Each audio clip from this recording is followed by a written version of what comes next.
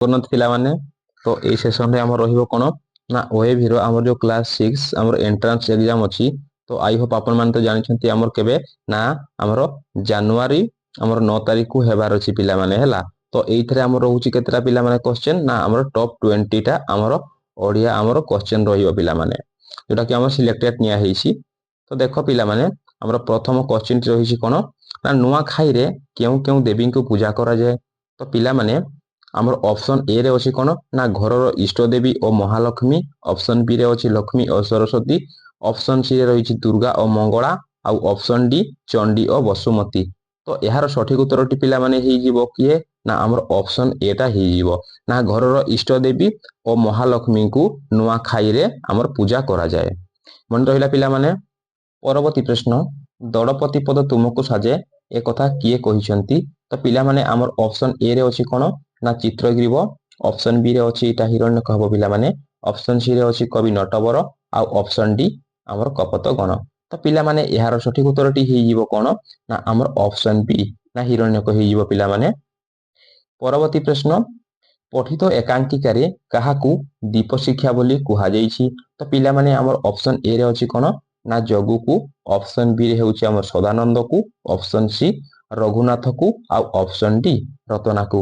ତ ପିଲାମାନେ ଏହାର ସଠିକ ଉତ୍ତରଟି ହେଇଯିବ କ'ଣ ନା ଆମର ଅପସନ ଡି ହେଇଯିବ ପିଲାମାନେ ନା ରତନାକୁ ପଠିତ ଏକାଙ୍କିକାରେ ଦୀପ ଶିକ୍ଷା ବୋଲି କୁହାଯାଇଛି। ମନେ ରହିଲା ପିଲାମାନେ। ପରବର୍ତ୍ତୀ ପ୍ରଶ୍ନକୁ ଦେଖିବା। ପରବର୍ତ୍ତୀ ପ୍ରଶ୍ନଟି ରହିଛି କ'ଣ ନା ଭାରତର ତୁଷାର ଶୁଭ୍ର ମୁକୁଟ କାହାକୁ କୁହାଯାଏ। ତ ଦେଖ ପିଲାମାନେ ଆମର ଅପସନ ଏ ରେ ଅଛି କ'ଣ ନା ବିନ୍ଧ୍ୟ ପର୍ବତମାଳାକୁ, ଅପସନ ବି ହିମାଳୟ ପର୍ବତମାଳାକୁ, ଆଉ ଅପସନ ସି ରେ ରହିଛି ପିଲାମାନେ କ'ଣ ଆମର ଦାକ୍ଷିଣାତ୍ୟ ପର୍ବତମାଳାକୁ, ଆଉ ଅପସନ ଡି ପଶ୍ଚିମ ଘାଟ ପର୍ବତମାଳାକୁ। ତ ପିଲାମାନେ ଏହାର ସଠିକ ଉତ୍ତରଟି ହେଇଯାଉଛି ଆମର କ'ଣ ହେଇଯିବ ନା ଆମର ଅପସନ ବି ନା ହିମାଳୟ ପର୍ବତମାଳାକୁ କ'ଣ କୁହାଯାଏ ନା ଭାରତର ତୁଷାର ଶୁଭ୍ର ମୁକୁଟ ବୋଲି କୁହାଯାଏ। ମନେ ରହିଲା ପିଲାମାନେ। ପରବର୍ତ୍ତୀ ପ୍ରଶ୍ନଟି ରହିଛି କ'ଣ ଶ୍ରୀକୃଷ୍ଣ ମଥୁରାକୁ ଯାଇଥିଲେ କାହିଁକି। ତ ପିଲାମାନେ ଆମର ଅପସନ ଏ ରେ ଅଛି କ'ଣ ନା ମାମୁଁ କଂସକୁ ଦେଖିବାକୁ, ଅପସନ ବି ପିଲାମାନଙ୍କ ସହିତ ଖେଳିବାକୁ, ଅପସନ ସି ଧନୁଯାତ୍ରା ଦେଖିବାକୁ, ଆଉ ଅପସନ ଡି ମାତା ଦେବକୀଙ୍କ ପାଖରେ ରହିବାକୁ। ତ ଏହାର ସଠିକ ଉତ୍ତରଟି ହେଇଯାଉଛି ପିଲାମାନେ ଆମର କ'ଣ ହେଇଯିବ ନା ଅପସନ ସି ଟା ଏହାର ସଠିକ ଉତ୍ତର ହେଇଯିବ ନା ଧନୁଯାତ୍ରା ଦେଖିବା ପାଇଁ ଶ୍ରୀକୃଷ୍ଣ ମଥୁରାକୁ ଯାଇଥିଲେ। ପରବର୍ତ୍ତୀ ପ୍ରଶ୍ନ, ରେଡିୟମକୁ କେଉଁ ରୋଗର ଚିକିତ୍ସା ପାଇଁ ବ୍ୟବହାର କରାଯାଏ। ତ ପିଲାମାନେ ଆମର ଅପସନ ଏ ରେ ଅଛି କ'ଣ ନା ଆମର କର୍କଟ ରୋଗ, ଅପସନ ବି ଯକୃତ ରୋଗ, ଅପସନ ସି ଯକ୍ଷ୍ମା ରୋଗ, ଆଉ ଅପସନ ଡି ଏଡ୍ସ ରୋଗ। ତ ପିଲାମାନେ ଏହାର ସଠିକ ଉତ୍ତରଟି ହେଇଯାଉଛି କ'ଣ ହେବ ନା ଆମର ଅପସନ ଏ ହେଇଯିବ ନା କର୍କଟ ରୋଗକୁ ଆମର ଯୋଉ ରେଡିୟମକୁ ବ୍ୟବହାର କରାଯାଏ କର୍କଟ ରୋଗର ଚିକିତ୍ସା ପାଇଁ।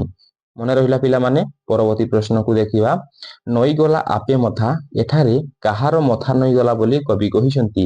ତ ଆମର ଅପସନ ଏ ରେ ଅଛି ପିଲାମାନେ କ'ଣ ନା ଆମର କବିଙ୍କର, ଅପସନ ବି ଗୋପବନ୍ଧୁଙ୍କର, ଅପସନ ସି ଅନନ୍ତଙ୍କର, ଆଉ ଅପସନ ଡି ଦେଶବାସୀଙ୍କର। ତ ଏହାର ସଠିକ ଉତ୍ତରଟି ହେଇଯାଉଛି ପିଲାମାନେ ଆମର କ'ଣ ହେଇଯିବ ନା ଆମର ଅପସନ ବି ନା ଅନନ୍ତଙ୍କର ହେଇଯିବ ପିଲାମାନେ। ପରବର୍ତ୍ତୀ ପ୍ରଶ୍ନ, ଜାପାନ ଦେଶ ଆଉ କେଉଁ ଦେଶ ନାମରେ ଜଣାଶୁଣା। ତ ଦେଖ ପିଲାମାନେ ଆମର ଅପସନ ଏ ରେ ଅଛି କ'ଣ ନା ସୂର୍ଯ୍ୟ ସ୍ତର ଦେଶ, ଅପସନ ବି ବରଫର ଦେଶ, ଅପସନ ସି ସୂର୍ଯ୍ୟୋଦୟର ଦେଶ, ଆଉ ଅପସନ ଡି ରେ ରହିଛି ପିଲାମାନେ ବଣ ଜଙ୍ଗଲର ଦେଶ। ଏହାର ସଠିକ ଉତ୍ତରଟି ହେଇଯିବ କ'ଣ ନା ଆମର ଅପସନ ସି ଟା ହେଇଯିବ ନା ସୂର୍ଯ୍ୟ ଉଦୟର ଦେଶ ହେଇଯିବ। ତ ଜାପାନକୁ ଆମର ସୂର୍ଯ୍ୟୋଦୟର ଦେଶ ବୋଲି କୁହାଯାଏ। ଆଉ ଜାପାନର ରାଜଧାନୀର ନାଁ କ'ଣ ପିଲାମାନେ ନା ଆମର ଟୋକିଓ। ପରବର୍ତ୍ତୀ ପ୍ରଶ୍ନ ଦେଖ ପିଲାମାନେ ଆମର କ'ଣ ରହିଛି ଶୀର୍ଷର ପ୍ରଥମ କର୍ତ୍ତବ୍ୟ କ'ଣ। ତ ଆମର ଅପସନ ଏ ରେ ଅଛି ପିଲାମାନେ ଗୁରୁଙ୍କୁ ନା ଆମର ଗୁରୁଙ୍କର ଆଦେଶ ପାଳନ, ଅପସନ ବି ରେ ପିଲାମାନେ ଅଧ୍ୟୟନ, ଅପସନ ସି ସମିଧ ସଂଗ୍ରହ, ଅପସନ ଡି ଗୁରୁଙ୍କର ସେବା ଶୁଶ୍ରୂଷା। ତ ପିଲାମାନେ ଏହାର ସଠିକ ଉତ୍ତରଟି ହେଇଯିବ କ'ଣ ନା ଆମର ଅପସନ ଏ ଟା ଏହାର ସଠିକ ଉତ୍ତର ହେଇଯିବ ଗୁରୁଙ୍କ ଆଦେଶ ପାଳନ। ପରବର୍ତ୍ତୀ ପ୍ରଶ୍ନ, ଫୁଲ ଯୋଗୁଁ କିଏ ନିସ୍ତରୀ ଯାଏ। ତ ପିଲାମାନେ ଆମର ଅପସନ ଏ ରେ ଅଛି ମାଳି, ଅପସନ ବି କୀଟ, ଅପସନ ସି ରେ ଅଛି ବଗିଚା, ଆଉ ଅପସନ ଡି ପଟ। ତ ପିଲାମାନେ ଏହାର ସଠିକ ଉତ୍ତରଟି ହେଇଯାଉଛି ଆମର ଅପସନ ଡି ହେଇଯିବ ପିଲାମାନେ ନା ପଟ। ନା ଫୁଲ ଯୋଗୁଁ କିଏ ନିସ୍ତରୀ ଯାଏ ନା ଫୁଲ ଯୋଗୁଁ ପଟ ନିସ୍ତରୀ ଯାଏ। ପରବର୍ତ୍ତୀ ପ୍ରଶ୍ନ, କାହାକୁ କାଲଭେରିଆ ଖୋଜୁଥିଲା। ତ ପିଲାମାନେ ଆମର ଅପସନ ଏ ରେ ଅଛି ତା ସାଥୀକୁ, ଅପସନ ବି ସାହେବକୁ, ଅପସନ ସି କୁକୁରକୁ, ଆଉ ଅପସନ ଡି ଡଡକୁ। ତ ପିଲାମାନେ ଏହାର ସଠିକ ଉତ୍ତରଟି ହେଇଯିବ କଣ ନା ଆମର ଅପସନ ଡି ଡଡକୁ। ତ ପିଲାମାନେ ଆମର କାଲଭେରିଆ କଣ ନା କାଲଭେରିଆ ପିଲାମାନେ ଆମର ଗୋଟେ ଗଛ ହେଲା, ଗୋଟେ ଗଛ। ଆଉ ଡଡ କଣ ଡଡ ଗୋଟେ ହେଉଛି ପିଲାମାନେ ଗୋଟେ ପକ୍ଷୀ। ପରବର୍ତ୍ତୀ ପ୍ରଶ୍ନ ଦେଖ ପିଲାମାନେ ଆମର କଣ ରହିଛି ଜାପାନୀ ଶୃଙ୍ଖଳାର ପ୍ରଥମ ନିର୍ଦ୍ଦେଶନ କଣ?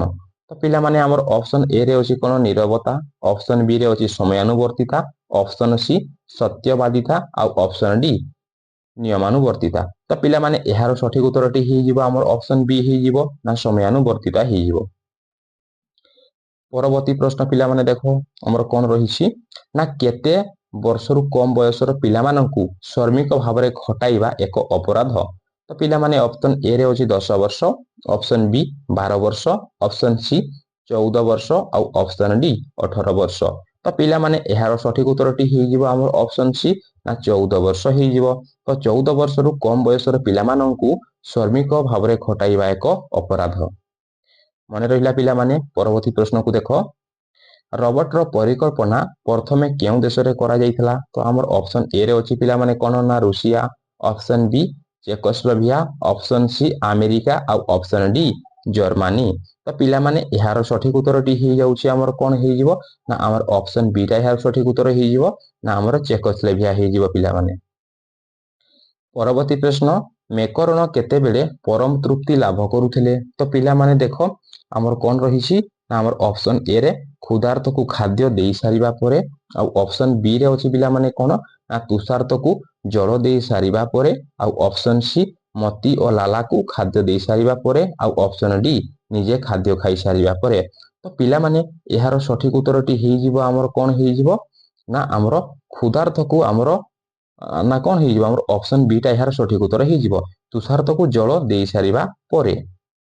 ପରବର୍ତ୍ତୀ ପ୍ରଶ୍ନ ପିଲାମାନେ ଦେଖ ଆମର କଣ ରହିଛି ଜୀବନର କେଉଁ ବ୍ରତ ଆମେ ପାଳନ କରିବୁ ବୋଲି କବିତାରେ କୁହାଯାଇଛି? ତ ପିଲାମାନେ ଆମର ଅପସନ ଏ ରେ ଅଛି କଣ ନା ରୋଗୀ ସେବା ବ୍ରତ, ଅପସନ ବି ଅହିଂସା ବ୍ରତ, ଅପସନ ସି ସତ୍ୟ ବ୍ରତ ଆଉ ଅପସନ ଡି ରେ ରହିଛି ପିଲାମାନେ ଆମର ସ୍ଵାଦେଶ ସେବା ବ୍ରତ। ତ ପିଲାମାନେ ଏହାର ସଠିକ ଉତ୍ତରଟି ହେଇଯିବ ଦେଖ ଆମର କଣ ହେଇଯିବ ନା ଆମର ଅପସନ ଡି ହେଇଯିବ ନା ସ୍ଵାଦେଶ ସେବା ବ୍ରତ ହେଇଯିବ ଏହାର ସଠିକ ଉତ୍ତର। ପରବର୍ତ୍ତୀ ପ୍ରଶ୍ନ ପିଲାମାନେ ନିମ୍ନୋକ୍ତ ମଧ୍ୟରୁ କେଉଁଟି ଶୁଦ୍ଧ ଶବ୍ଦ? ତ ପିଲାମାନେ ଦେଖ ଏହାର ଡାଇରେକ୍ଟ ସଠିକ ଆମର ଉତ୍ତରଟା ହିଁ କହିଦଉଛି, ଆପଣମାନେ ଏହାକୁ ହିଁ ମନେ ରଖନ୍ତୁ ହେଲା। ତ ଏହାର ସଠିକ ଉତ୍ତର ହେଇଯିବ ଆମର କଣ ଅପସନ ବି ଟା ହେଇଯିବ ପିଲାମାନେ ନା ମୁହୂର୍ତ୍ତ ହେଇଯିବ ହେଲା। ଏହାକୁ ଆପଣମାନେ ଟିକେ ମନେ ରଖିବେ। ପରବର୍ତ୍ତୀ ପ୍ରଶ୍ନ ପିଲାମାନେ ଦେଖ ଆମର କଣ ରହିଛି ନା ପାରାବାର ଏହି ଶବ୍ଦଟିର ଅର୍ଥ କଣ? ନା ପାରାବାର ଯୋଉ ଶବ୍ଦ ରହିଛି ପିଲାମାନେ ଏହାର ସଠିକ ଉତ୍ତରଟି ହେଇଯିବ ଆମର କଣ ନା ଆମର ଅପସନ ଡି ଟା ହେଇଯିବ ପିଲାମାନେ କଣ ନା ସମୁଦ୍ର ହେଇଯିବ ଏହାର ସଠିକ ଉତ୍ତର। ପରବର୍ତ୍ତୀ ପ୍ରଶ୍ନ ପିଲାମାନେ ରୂପର ବିପରୀତ ଅର୍ଥ ବୁଝାଉଥିବା ଶବ୍ଦଟି କଣ ହେବ? ତ ରୂପର କଣ ହେଇଯିବ ପିଲାମାନେ ଆମର ଅରୂପ ହେଇଯିବ, ମାନେ ଆମର ଅପସନ ଏ ଟା ଏହାର ସଠିକ ଉତ୍ତର ପିଲାମାନେ। ପରବର୍ତ୍ତୀ ପ୍ରଶ୍ନ ଦେଖ ଆମର କଣ ରହିଛି କେମନ୍ତେ ଶବ୍ଦଟି କେଉଁ ଶବ୍ଦର ଅନ୍ୟ ରୂପ? ତ ଆମର ଯୋଉ କେମନ୍ତେ ଶବ୍ଦ ଅଛି ଏହାର ଅନ୍ୟ ରୂପ ଆମର କୋଉଟା ହେଇଯିବ ପିଲାମାନେ? ତ ଏହାର ସଠିକ ଉତ୍ତରଟି ହେଇଯିବ ଆମର ଅପସନ ଡି ଟା ହେଇଯିବ ପିଲାମାନେ କେମନ୍ତେ ମାନେ ଆମର କେଉଁପରି। ତ ଥ୍ୟାଙ୍କ ୟୁ ପିଲାମାନେ। ଯଦି ଭିଡ଼ିଓଟି ଆପଣଙ୍କୁ ଟିକିଏ ବି ମୋର ଇନଫର୍ମେଟିଭ ଲାଗିଥାଏ ବା ହେଲ୍ପଫୁଲ ଲାଗିଥାଏ ତାହେଲେ ଭିଡ଼ିଓକୁ ଆପଣମାନେ ଟିକେ ଲାଇକ୍ କରିବେ, ସେୟାର କରିବେ ଆଉ ସବସ୍କ୍ରାଇବ କରିବାକୁ ପିଲାମାନେ ଭୁଲିବେନି। ଆଉ ପିଲାମାନେ ଆପଣମାନେ କମେଣ୍ଟ କରିବେ ଆପଣଙ୍କୁ ଆଉ କୋଉ ଟାଇପର ଭିଡ଼ିଓ ଦରକାର। ତ ଥ୍ୟାଙ୍କ ୟୁ ପିଲାମାନେ, ଦେଖା ହବା ପରବର୍ତ୍ତୀ ଭିଡ଼ିଓରେ। ଟେକ୍ କେୟାର, ଜୟ ଜଗନ୍ନାଥ।